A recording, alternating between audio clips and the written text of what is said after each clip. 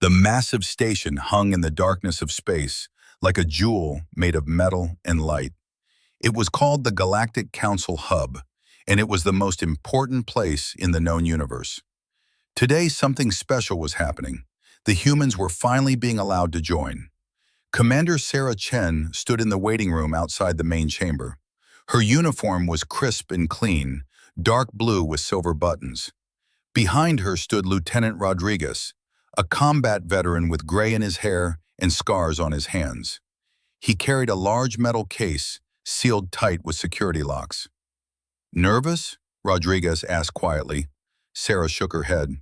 "Just ready to get this over with." The doors opened with a soft hiss. The chamber beyond was enormous, bigger than any building Sarah had ever seen on Earth. Seats rose in circular tiers, filled with beings from across the galaxy. Some looked like birds with shimmering feathers. Others were covered in hard shells like insects. Some were made of what looked like living crystal, glowing from within. There were creatures with too many arms, too many eyes, or no eyes at all. Sarah walked to the center of the chamber. Her boots clicked on the smooth floor. Every eye, every sensor, every alien gaze fixed on her. She felt very small and very alone. "Humans of Earth," a deep voice boomed across the chamber. Sarah looked up at the speaker's platform. A massive reptilian being stood there, easily 3 times her height.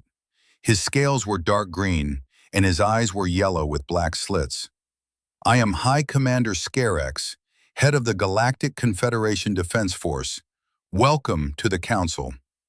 "Thank you, Commander," Sarah replied. Her voice carried through speakers built into the chamber. Scarex gestured with one clawed hand. "As is tradition for all new members, you must present your military capabilities to this council. We must know what you bring to our collective defense. Please, proceed." Sarah nodded to Rodriguez. He stepped forward and placed the metal case on a platform that rose from the floor. The locks clicked open with precise snaps. Inside, nestled in foam padding, were examples of human weapons. Rodriguez lifted the first item. It was a standard military rifle, black metal and polymer, well used but carefully maintained. "This is our primary infantry weapon," Sarah explained. "It fires a small metal projectile using a chemical propellant. The projectile travels at approximately 800 meters per second and can penetrate." Laughter echoed through the chamber.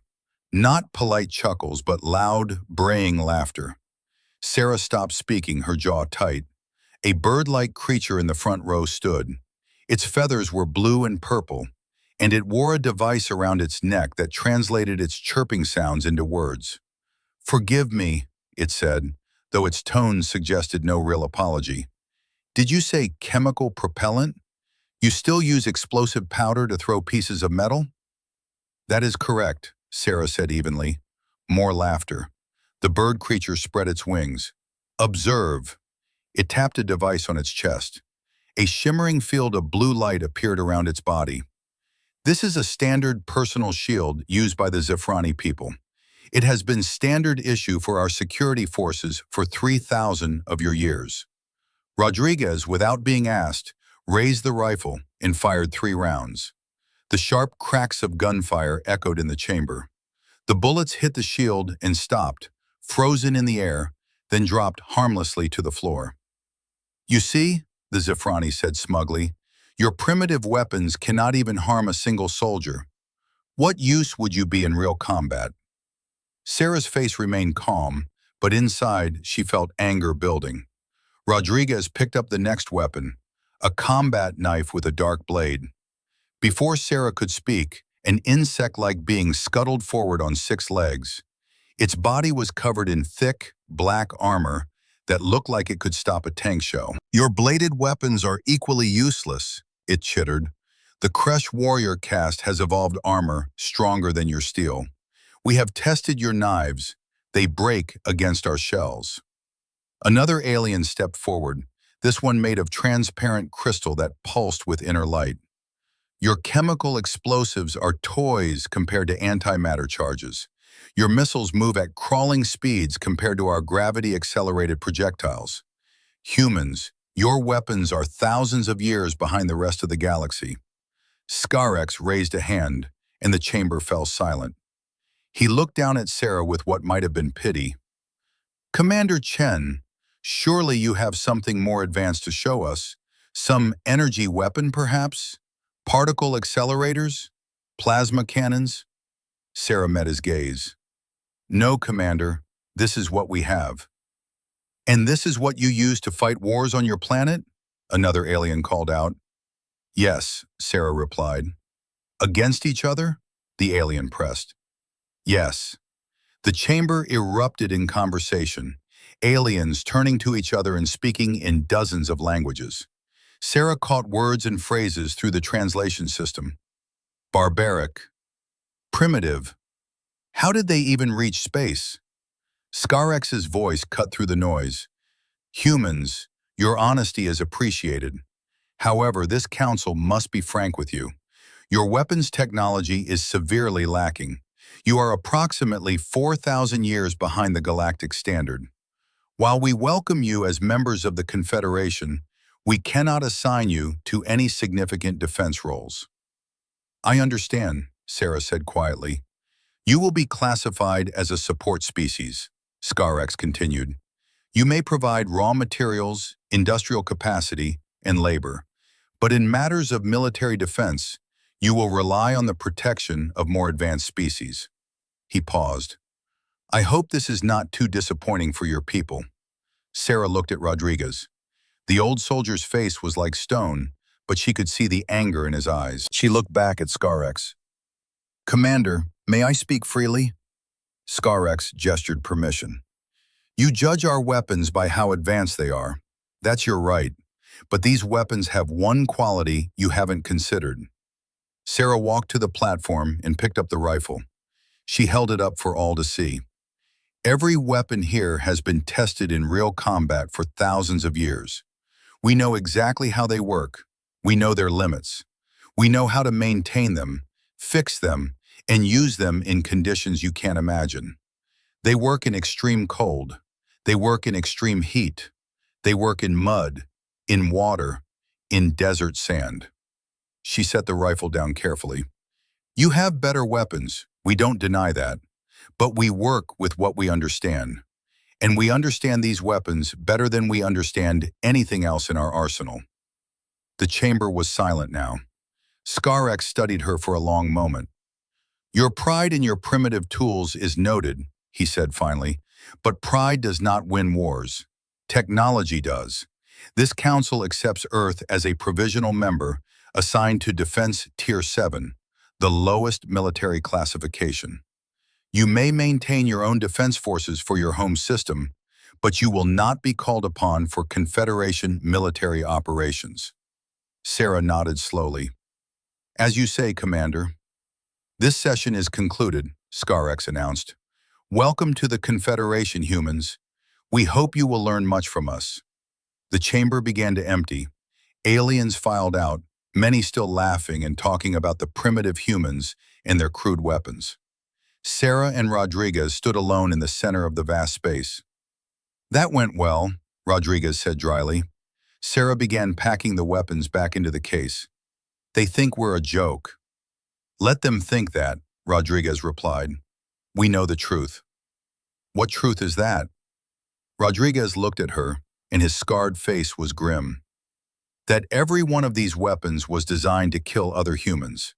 And we humans are very, very good at killing."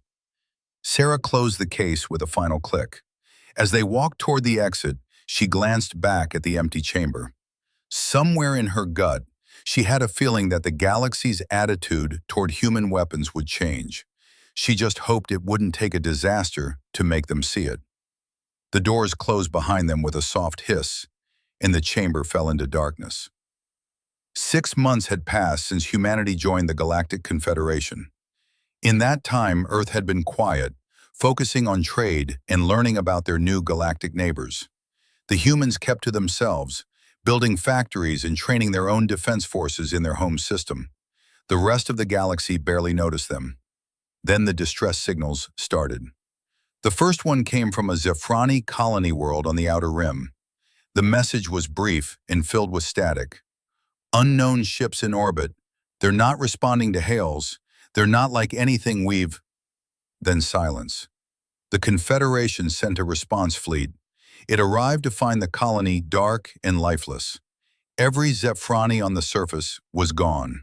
The cities were empty. The orbital stations were shattered hulls drifting in space. More signals followed. A Kresh military outpost went silent.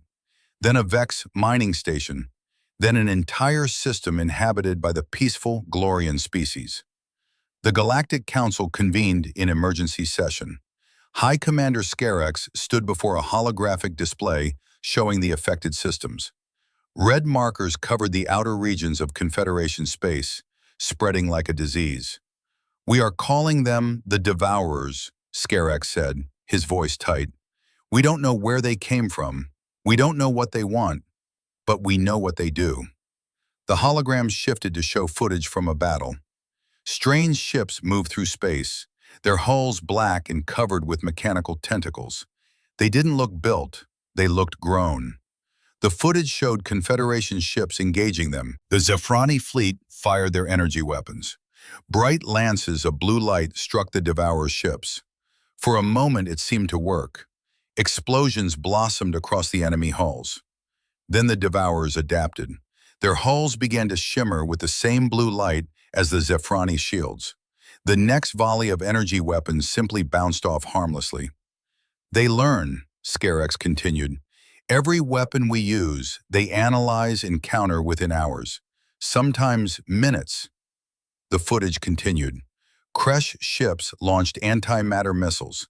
The first wave devastated the Devourer formation. But the enemy ships that survived began to emit fields that absorbed the antimatter explosions, turning the weapons into fuel. "The Kresh homeworld fell 3 days ago," Scarex said quietly. 4 billion casualties. The Kresh warrior caste fought to the last warrior. It didn't matter. Silence filled the chamber. The various alien species looked at each other with fear in their eyes, or whatever they had instead of eyes. A Vex counselor stood, its crystalline body dim with worry. "What about our nano-weapons, the molecular disassemblers?" Scarex shook his head. "The Devourers absorbed them. They now use nano-weapons against us. Every advanced technology we deploy becomes a tool for the enemy." "Then what do we do?" someone called out. "I propose we retreat to the core systems," Scarex said heavily. "We abandon the outer territories. We create a defensive line and hold it while we research new weapons that the Devourers cannot adapt to." Arguments broke out across the chamber. Some species refused to abandon their colony worlds. Others demanded the Confederation stand and fight. But no one had a solution. Ambassador Chen sat in the human section, listening. She was the lead diplomat for Earth now, a quiet woman with gray hair and sharp eyes. Next to her sat Admiral Hayes, head of Earth's Space Navy. He was young for an admiral, barely 40, but he had commanded ships in the brief Mars Independence War. Chen raised her hand. The gesture was so simple and quiet that it took several minutes before anyone noticed. Finally, Scarex called for order and recognized her. "Ambassador Chen of Earth, you wish to speak?" Chen stood. "I have a question, Commander. The Devourers adapt to your weapons by learning how they work, correct?" "That is correct," Scarex replied. "They analyze the technology, the energy signatures, the computer systems that control them. Yes, their learning capability is beyond anything we've encountered." Chen nodded slowly. "Has anyone tried using weapons they can't learn from?" The chamber fell silent. Aliens looked at each other in confusion. The Zephrani counselor, who had mocked human weapons 6 months ago, spoke up. "Ambassador Chen, I don't understand your question. What weapon cannot be learned from?" "A simple weapon," Chen replied. "A weapon with no advanced technology, no energy signature to analyze, no computer systems to hack, no smart materials to study." Understanding began to dawn on some faces. Others still looked confused. Admiral Hayes stood beside Chen. The Devourers are machines, right? They're built to analyze and adapt to advanced technology. That's their strength. But it's also a weakness. You're suggesting primitive weapons? Scar-X asked, and there was an odd tone in his voice. Not quite mocking, but not quite serious either. I'm suggesting proven weapons, Chen corrected. Simple kinetic weapons, chemical explosives, ballistic missiles. Weapons so basic that there's nothing for the Devourers to learn because there's no technology to analyze. A ripple of whispers spread through the chamber. The insect-like Kresh counselor, who had demonstrated how his armor stopped human knives, leaned forward. His voice was bitter now, after his world had fallen. You mean your rifles and your knives? Among other things, yes, Hayes said. We have tanks that run on chemical fuel and fire solid shells. We have artillery that uses explosive powder to throw metal for dozens of kilometers. We have aircraft that drop gravity bombs. We have naval vessels covered in armor and armed with cannons. This is absurd, the Vex counselor said. Those weapons couldn't even penetrate our personal shields. Can the Devourers? Chen asked simply. The question hung in the air. The Vex counselor dimmed further and sat down without answering. Scar-X studied the humans for a long moment. His yellow eyes were unreadable. Finally, he spoke. Ambassador Chen, Admiral Hayes, are you volunteering Earth's forces for combat duty?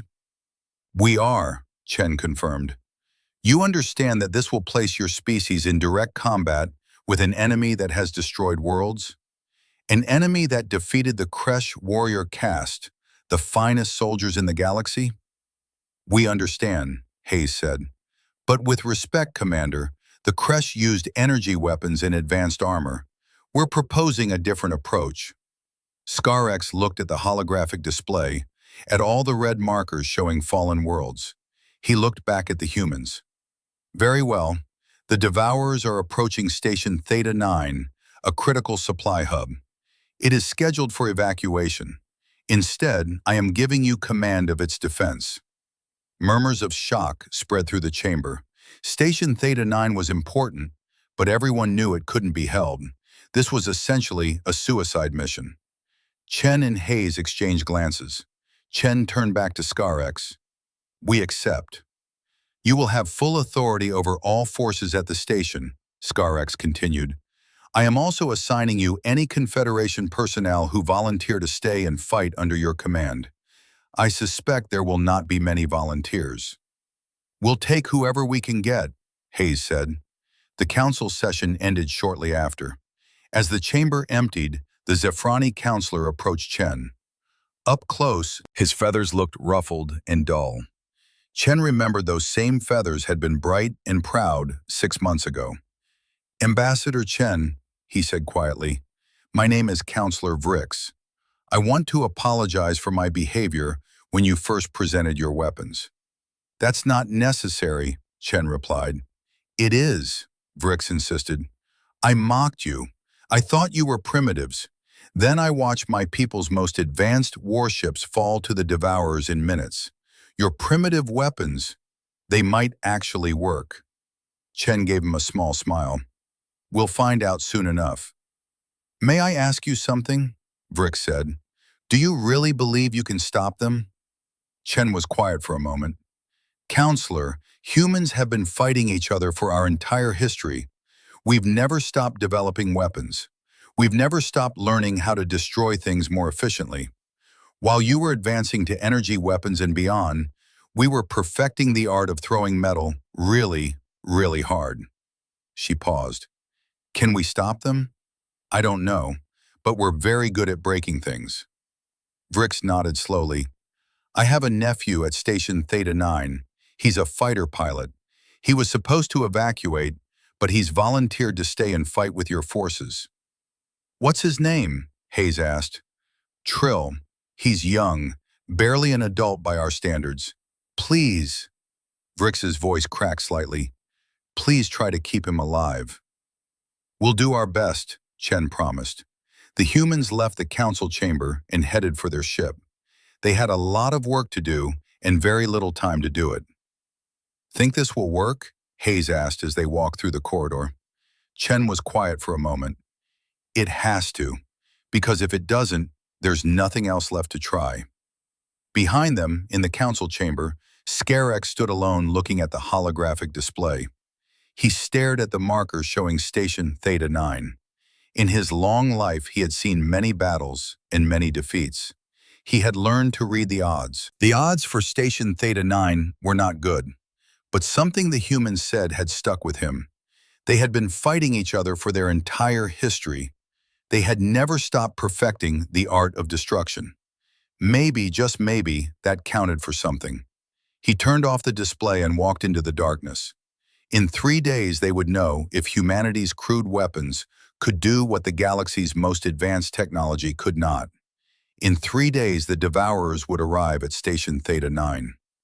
The human fleet dropped out of faster-than-light travel near Station Theta 9. The station was a massive structure, shaped like a wheel with 6 spokes connecting to a central hub. Docking ports lined the outer rim. Before the evacuation order, 50,000 beings from a dozen species had lived and worked here. Now, barely 5,000 remained, those who chose to stay and fight. Admiral Hayes stood on the bridge of the ESS Olympus, humanity's largest warship. Through the viewport, he could see the rest of the human fleet arranging itself around the station. 12 destroyers, 8 frigates, 4 cruisers, and 2 carriers holding atmospheric fighters. To the aliens who had seen Confederation ships, the human vessels looked wrong. Where alien ships were smooth and elegant, human ships were blocky and covered with armor plating. Where alien ships had sleek energy weapon ports, human ships bristled with turrets and missile pods. They looked ugly. They looked mean. Lieutenant Park, the communications officer, turned from her console. "Sir, we're getting a transmission from the station. It's the commander of the Confederation forces." "Put it through," Hayes ordered. A hologram flickered to life. It showed a tall, thin alien with 4 arms and green skin. Hayes recognized the species as Telvanni, known for their skill with technology. "Admiral Hayes," the alien said, "I am Commander Thex. I must be honest with you. When I heard humans were taking command, I almost evacuated with the others. Your weapons are primitive. Your tactics are ancient. Most of my staff thinks we are going to die here." Hayes nodded. "I understand your concern, Commander. May I speak plainly?" "Please do." "You're right. Our weapons are primitive, but the Devourers have beaten every advanced weapon system in the Confederation. So maybe it's time to try something old." Hayes gestured to someone off-screen. "I'm sending over my chief engineer and my tactical officer. They'll explain what we need to do to prepare the station." Within an hour, human personnel were spreading throughout Station Theta 9. What they did seemed crazy to the aliens watching. Teams began shutting down the energy shields. Engineers explained that the shields would only help the Devourers learn and adapt. Better to have no shields than to give the enemy a training tool. The advanced AI targeting systems were disconnected and replaced with optical tracking systems. Human technicians installed what looked like ancient telescopes and manual rangefinders. Welding crews moved through the station with heavy armor plates, literally bolting sheets of metal over vulnerable sections. The aliens watched in disbelief as humans created physical barriers instead of energy fields. In the station's central hangar, human soldiers were setting up weapon positions. But these weren't energy weapons or plasma cannons. They were heavy machine guns on tripods, artillery pieces that looked like they belonged in a museum, and racks of rifles. Trill, the young Zephrani pilot Counselor Vrix had mentioned, stood in the hangar watching the humans work. He had never seen anything like it. One human soldier, a woman with sergeant stripes, noticed him staring. "Never seen a 50 caliber machine gun before?" she asked with a slight smile. "I've never seen anything like any of this," Trill admitted. His translator device made his chirps and whistles into words. "These weapons, They're so simple. Simple is good, the sergeant replied. She patted the machine gun affectionately. This beauty has been in service for almost 300 years. We keep using it because it works. It throws bullets the size of your finger at nearly 1,000 meters per second. And it does it reliably, in any conditions. But will it work against the Devourers? The sergeant's smile faded. We're about to find out. Can you shoot? I'm a fighter pilot, Trill said. That's not what I asked. Can you shoot a gun? Trill spread his wings in a gesture that meant uncertainty. I've never tried. Well, you're going to learn. We need every set of hands we can get. She gestured to a nearby pile of rifles. Come on, I'll show you the basics. For the next 2 days, the station transformed. General Okonkwo, who had taken personal command of the ground forces, ran constant drills. She was a tall woman with dark skin and eyes that seemed to miss nothing. Her voice carried across the hangar as she addressed the mixed force of humans and aliens. Listen up, she called out. I know most of you aren't familiar with these weapons. That's okay. We're going to keep it simple. You point, you shoot, you take cover, you reload. Then you do it all again. She held up a rifle for everyone to see. This is an M72 combat rifle. It's simple, it's reliable, and it will punch a hole through most materials. Here's what you need to know. She demonstrated loading the weapon, aiming, and firing at a target. The crack of gunfire echoed through the hangar. A hole appeared in the center of the target. Your turn, she said. The training was intense. Aliens who had never held a projectile weapon learned how to shoot, how to maintain cover, how to work in teams. The humans taught them squad tactics, crossfire patterns, and how to use grenades. One alien, a crystalline Vex named Crane, struggled with the concept. This seems so chaotic, he said. Where is the coordination? Where are the computer-assisted targeting systems? A human corporal named Diaz answered him. The coordination comes from us. We talk to each other. We watch our sectors. We cover our teammates. It's not fancy, but it works. How can you be sure? Crane asked. Diaz's expression went hard. Because humans have been fighting this way for thousands of years. We fought wars before we had computers, before we had radio, before we had anything except the weapon in our hands and the person next to us. This is how we know how to fight. On the second day, Commander Thex approached General Okonkwo with a question that had been bothering him. General, I've been reviewing your defensive plans. I notice you've placed explosive charges throughout the station, in corridors, in the hangar bays, even in some of the residential sections. That's correct, Okonkwo confirmed. May I ask why? Okonkwo pulled up a holographic map of the station. Red markers showed where charges had been placed. Commander, the Devourers are going to breach our hull. They're going to get inside. When they do, I want the ability to control where they can go and where they can't. By destroying parts of your own station? Yes. If I can drop a ceiling on a group of enemies, that's a win. If I can seal off a corridor and trap them, that's a win. The station isn't the objective. Survival is. And if we have to break the station to survive, then that's what we do. Thex was quiet for a moment. This is a very different way of thinking than what the Confederation teaches. War isn't about protecting things, Okonkwo said quietly. It's about breaking things, breaking the enemy's equipment, breaking their formations, breaking their will to fight. Humans learned a long time ago that sometimes you have to be willing to destroy what you're defending in order to save it. That evening, Hayes called a meeting of all senior officers, human and alien. They gathered in the station's command center. The room was crowded with species of all types. Hayes stood before them. The Devourer fleet will arrive in approximately 10 hours. Based on their previous patterns, we expect between 20 and 30 ships. They'll likely try to overwhelm us with a direct assault. Any questions? Tro raised a wing. Admiral, what if your weapons don't work? What if the Devourers adapt to kinetic weapons the same way they adapted to energy weapons? It was a fair question. Everyone in the room wanted to know the answer. Hayes was quiet for a moment. Then we'll adapt. We'll try different tactics. We'll fight differently. But here's the thing about human weapons.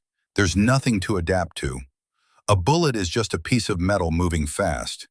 You can armor against it, sure, but there's no computer system to hack, no energy signature to learn, no smart technology to subvert. He paused. The Devourers are built to fight advanced enemies. They're designed to counter sophisticated weapons. We're betting that they're not ready for simple, brute force violence. And if you're wrong? Commander Thex asked. Hayes met his gaze. Then we die. But we die fighting. And maybe we buy time for the rest of the Confederation to figure something else out. The room was silent. Then Sergeant Webb, the woman who had taught Trill to shoot, spoke up. Sir, if I may? Go ahead, Sergeant. I think we're going to win, she said simply. These alien bastards are smart. They can adapt to fancy weapons and high tech, but they've never fought humans before. And humans are mean, stubborn, and really good at breaking things. I think we're going to surprise them. A few chuckles spread through the room. The tension eased slightly. Get some rest, Hayes ordered. In 10 hours, we're going to show the galaxy what human weapons can really do. As the meeting broke up, Trill found himself standing next to General Okonkwo. She was reviewing tactical displays, her face illuminated by the blue light. General, Trill said hesitantly, are you afraid? Okonkwo looked at him. Yes, anyone who says they're not afraid before a battle is either lying or crazy. Then why fight? Because someone has to. Because if we run, the Devourers win. Because sometimes you have to stand up to the monsters, even when you're scared. She smiled slightly. Your uncle asked us to keep you safe. I plan to try. You know Counselor Vrix? He sent me a message. He's very proud of you for volunteering. Trill ruffled his feathers, a gesture of embarrassment. I couldn't run. Not again. Then you're a warrior, Okonkwo said. Get some rest, pilot. Tomorrow is going to be a long day. The hours ticked down. The human fleet arranged itself in a defensive formation around the station. Inside, soldiers checked their weapons one last time. Aliens who had never fired a gun in their lives held rifles and waited. In the command center, alarms began to sound. Lieutenant Park's voice was steady but urgent. Admiral, we've got incoming. Multiple ships dropping out of FTL. It's the Devourers. Hayes stood and walked to the main viewport.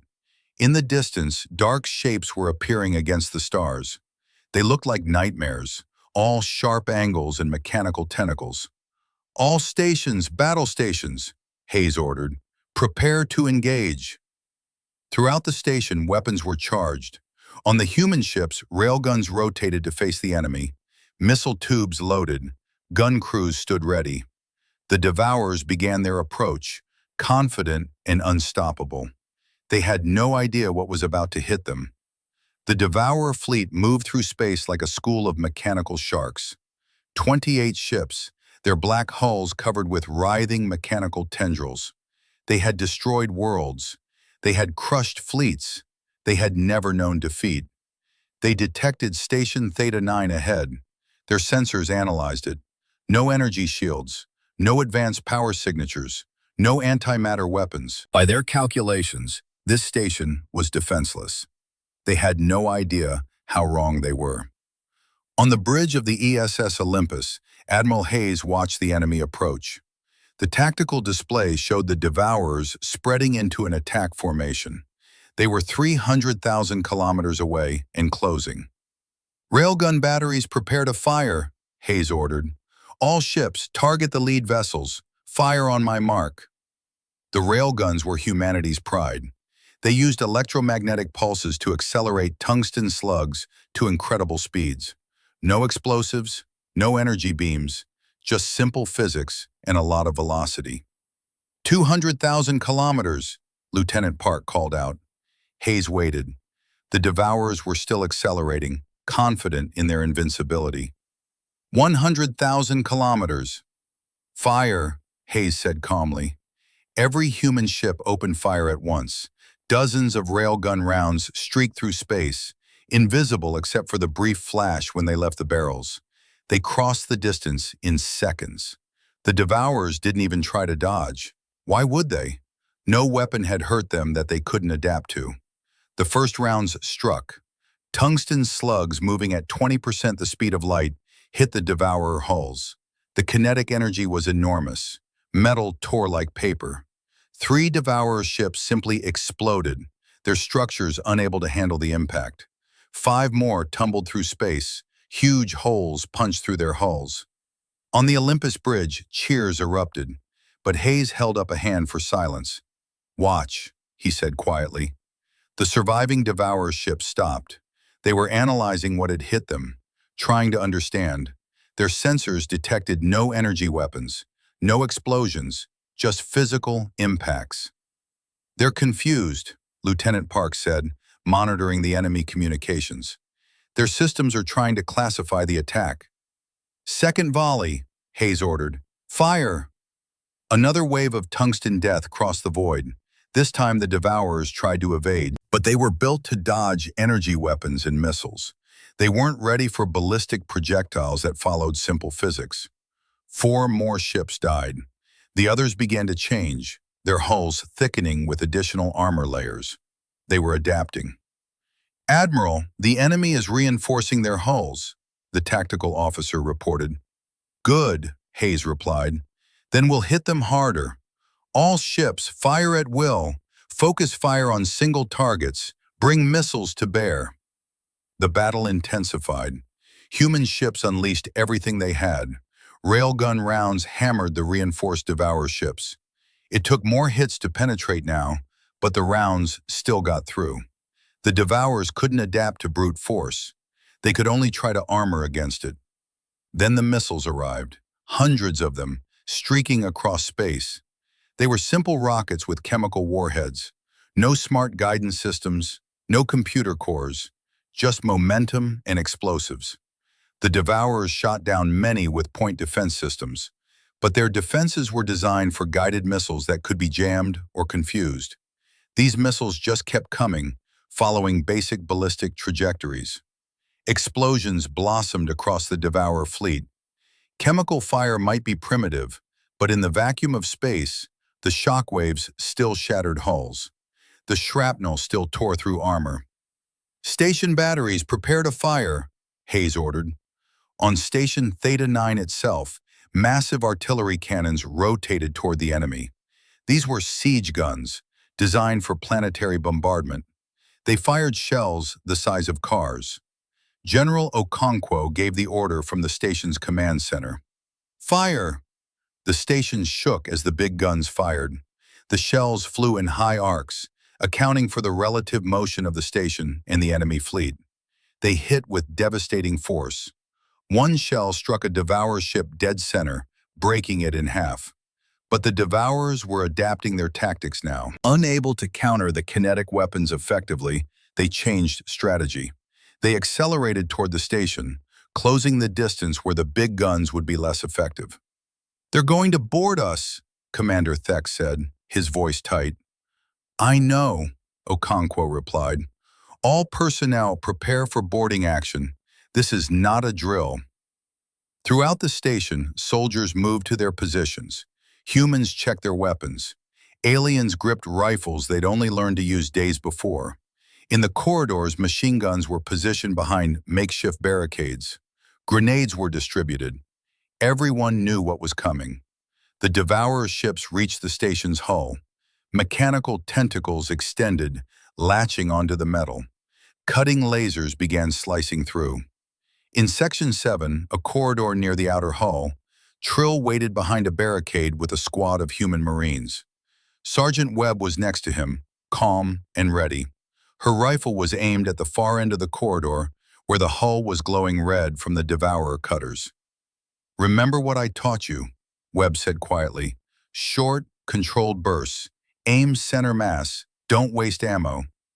Trill's wings were folded tight against his body, a sign of fear in his species, but his hands were steady on his rifle. The hull breached. A section of wall fell inward, and devourer machines poured through. They looked like metal spiders, each one the size of a large dog, with cutting tools and weapons where legs should be. "Fire!" Webb shouted. The corridor erupted in gunfire. Bullets tore into the devourer machines. The simple robots hadn't expected this. Their armor was designed for energy weapons. Solid bullets punched through, shattering their internal components. The first wave fell, but more kept coming. Trill fired his rifle in short bursts, just like Webb taught him. A devourer machine lunged at him. He shot it 3 times. It sparked and died. "Grenade!" a Marine shouted. Someone threw an explosive down the corridor. It detonated with a sharp crack.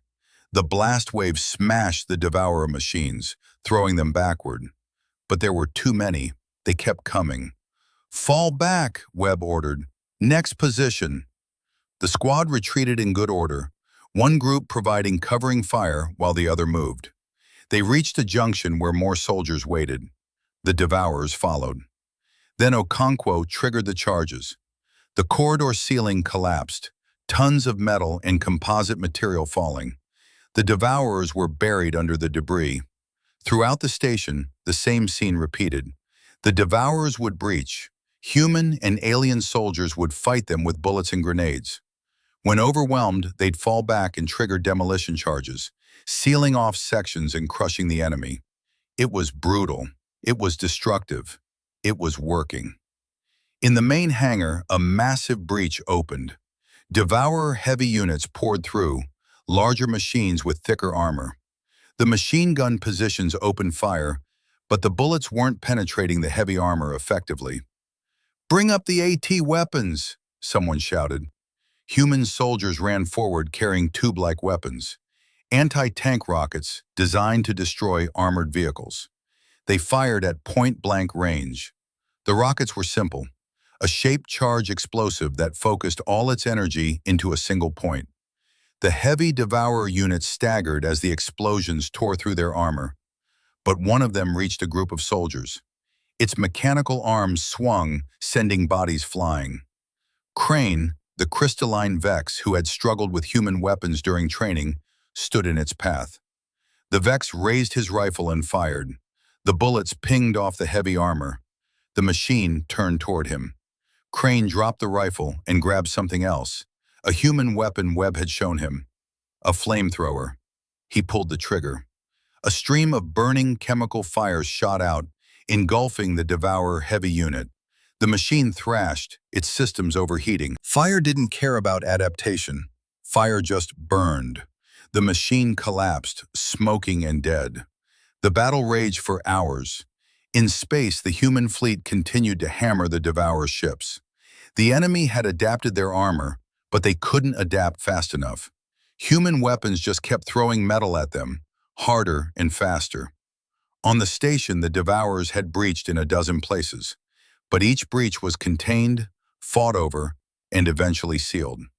The humans used the station itself as a weapon, collapsing corridors, venting sections to space, even deliberately causing power failures to trap enemies in the dark. Admiral Hayes watched the tactical display. 9 devourer ships remained. His fleet had taken losses too. 3 destroyers destroyed, 2 frigates crippled, but they were winning. "All ships concentrate fire on the flagship," Hayes ordered. "Everything we have." The human fleet focused all its firepower on the largest devourer ship. Railgun rounds, missiles, artillery shells from the station. The ship tried to evade, but there was nowhere to go. Its hull collapsed under the relentless pounding. Then something unexpected happened. The remaining devourer ships began to retreat. "Sir, the enemy is breaking off," Lieutenant Park called out in surprise. Hayes watched in disbelief as the devourer fleet disengaged, their mechanical tentacles releasing from the station's hull. The ships that could still move turned and began accelerating away. "Should we pursue?" the tactical officer asked. "Negative," Hayes said. "Let them go. They're beaten." On the station, the devourer units that had boarded began to shut down. Without their ships to control them, they simply stopped functioning. In Section 7, Trill lowered his rifle. His feathers were singed in places, and he was shaking. But he was alive. Sergeant Webb patted him on the shoulder. "You did good, kid," she said. In the hangar, soldiers cheered as the last Devourer heavy unit fell. General Okonkwo allowed herself a small smile. In the command center, Commander Thex stared at the displays showing the retreating enemy fleet. His four hands were shaking.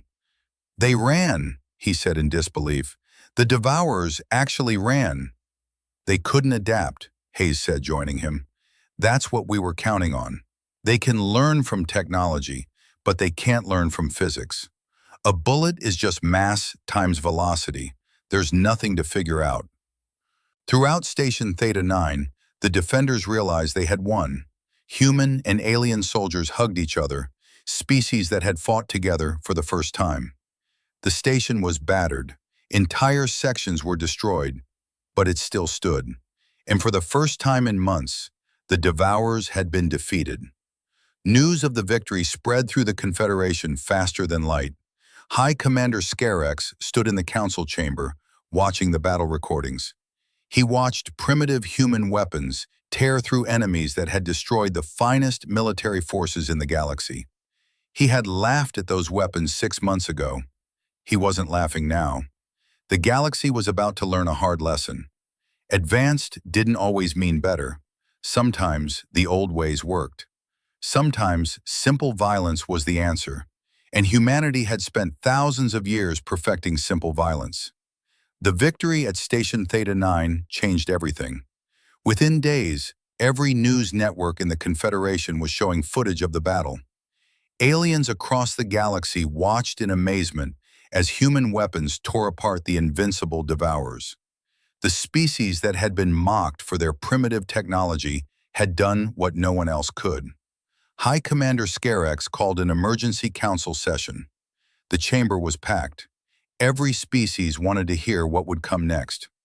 Scarex stood before them, and for the first time in his long career, he looked humbled. "The humans have proven that our assumptions about warfare were wrong. We believed that the most advanced technology would always win. The Devourers taught us otherwise, and the humans showed us the solution." He gestured, and a hologram appeared. It showed a human rifle, the same type that had been mocked months before. "This weapon is thousands of years old in design. It uses chemical explosives to propel a metal projectile. There is no computer chip, no energy field, no smart technology, and that is exactly why it works against the Devourers." Ambassador Chen stood in the human section. Beside her, Admiral Hayes wore his dress uniform, metals gleaming. General Okonkwo stood on his other side, her arm in a sling from the battle. "The Galactic Council formally requests Earth's assistance in training our forces," Scarex continued. "We need to learn what you call Terra's doctrine. We need to understand how to wage war without relying on advanced technology." The chamber erupted in discussion. Some aliens were enthusiastic. Others were reluctant to abandon thousands of years of technological advancement. A vexed counselor stood. "High Commander, are you suggesting we completely abandon our energy weapons? Our antimatter missiles? Everything we've developed?" "No," Scarex replied. "I'm suggesting we remember the basics. The humans haven't abandoned technology. They've simply never forgotten that sometimes the simplest answer is the right one." Over the next weeks, human military advisors spread across Confederation space. They brought weapons, training manuals, and thousands of years of combat experience. On the Zephrani homeworld, Counselor Vrix watched as his people learned to use rifles and machine guns. The Zephrani were natural flyers, quick and agile in the air. Human instructors taught them how to provide air support with weapons that fired bullets instead of energy beams. A human captain named Torres ran the training. She stood before a group of young Zephrani pilots, Trill among them. "You're used to energy weapons that fire in straight lines," Torres explained.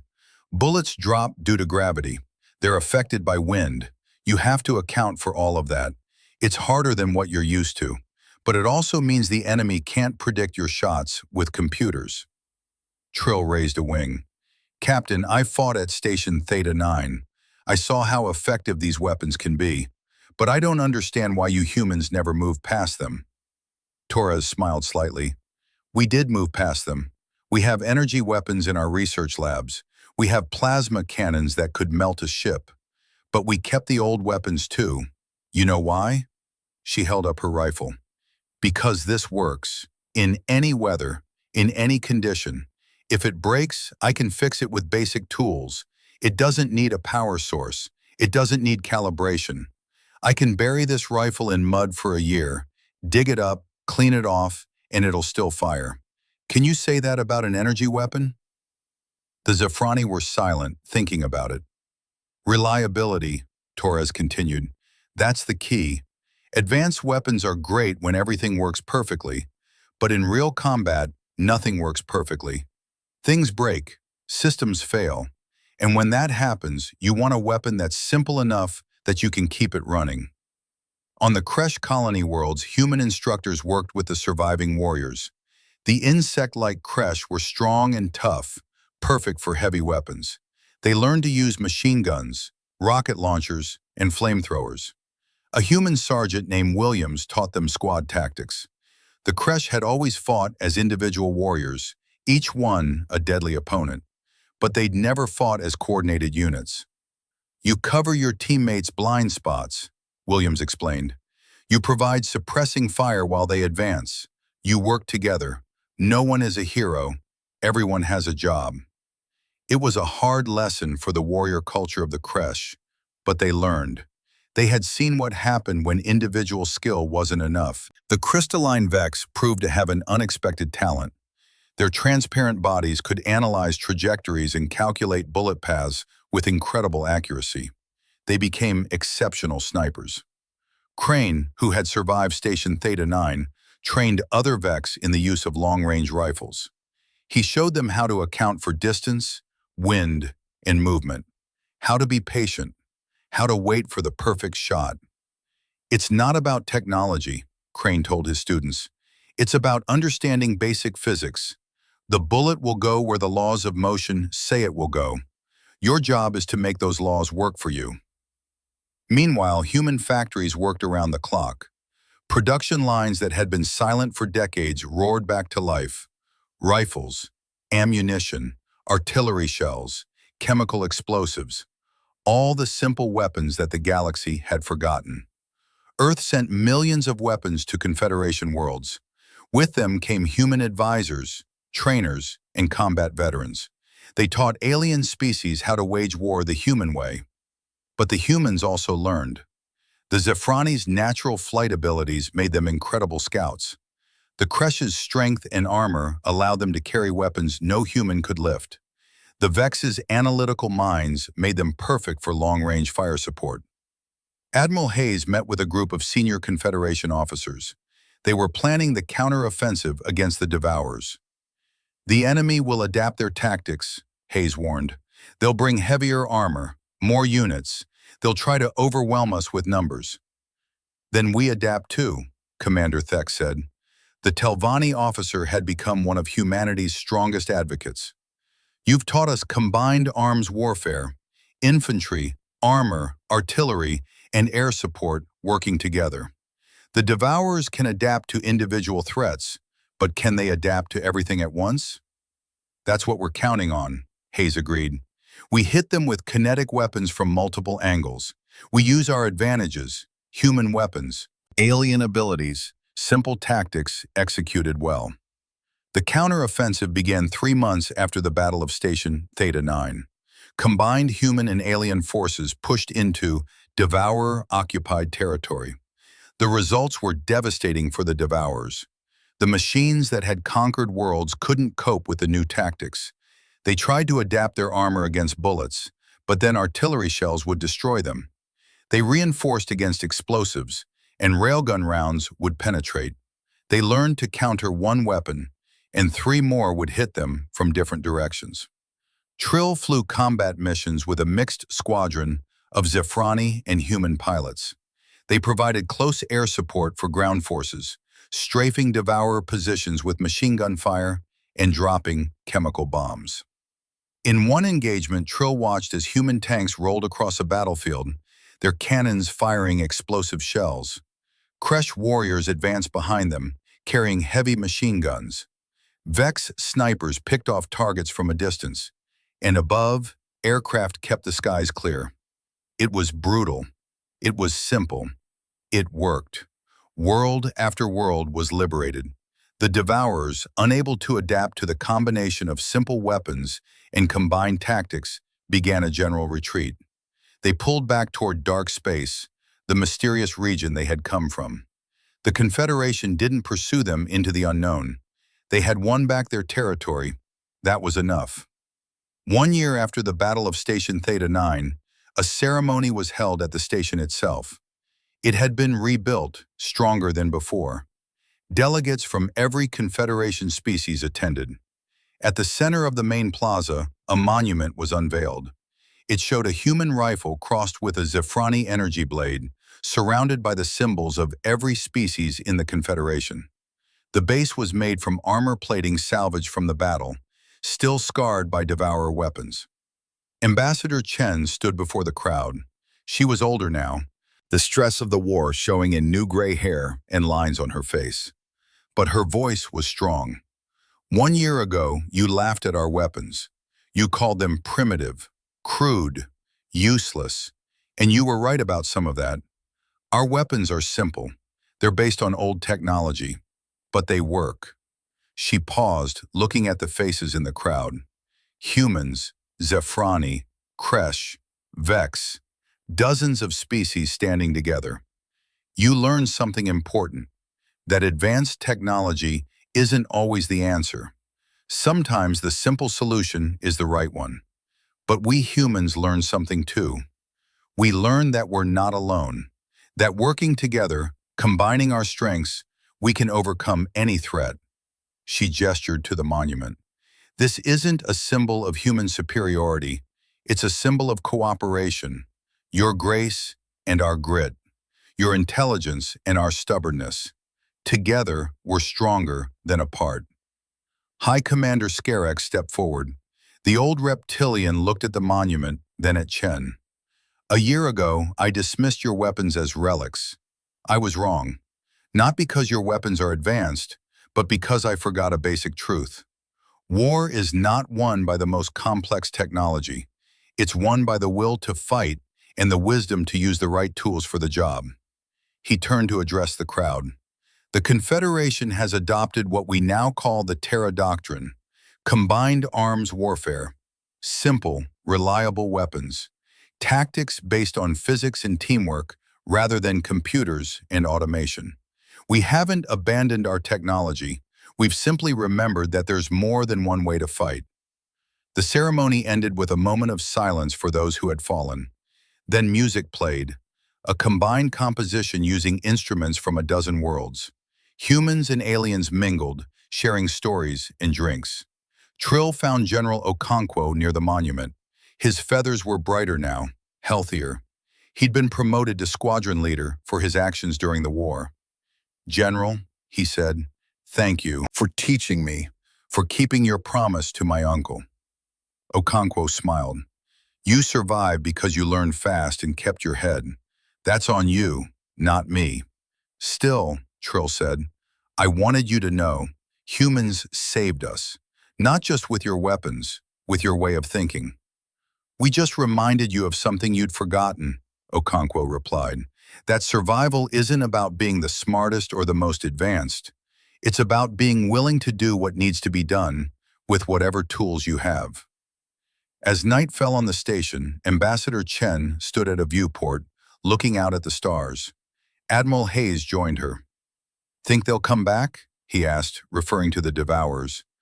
Probably, Chen said, but if they do, we'll be ready. And next time the whole Confederation will be ready. Not with fancy weapons, but with simple ones that work. Hayes nodded. You know what's funny? We spent so long trying to prove we belonged in the Confederation, trying to show we were advanced enough. Turns out what they needed was for us to stay the way we were. Chen smiled. Sometimes the best thing you can bring to a group isn't how similar you are. It's how different you are. Across the galaxy, the changes continued. Human-designed weapons became standard issue for defense forces. Training emphasized tactics over technology. The Confederation's military doctrine was rewritten from the ground up. And everywhere, a new saying spread among the species. It was spoken in 100 languages and translated 1,000 ways, but the meaning was always the same. Mock not the crude weapon, for it was forged in the fire of necessity and proven in the crucible of survival. The galaxy had learned its lesson. Advanced technology was valuable, but reliability, simplicity, and the will to use what works would always have their place. The humans, those strange beings with their old weapons and stubborn ways, had taught the galaxy something it desperately needed to learn. Sometimes, the old ways are old because they work, and sometimes the crude weapon in the hands of someone who knows how to use it is worth more than the most advanced technology in the universe. The Confederation endured, not because they had the best technology, but because they had learned to combine all their strengths, advanced and simple alike. And at the heart of it all were the humans, who had never forgotten that war is a simple thing, made complex by those who forget that in the end, it comes down to breaking the enemy before they break you. They had laughed at human weapons. They weren't laughing anymore.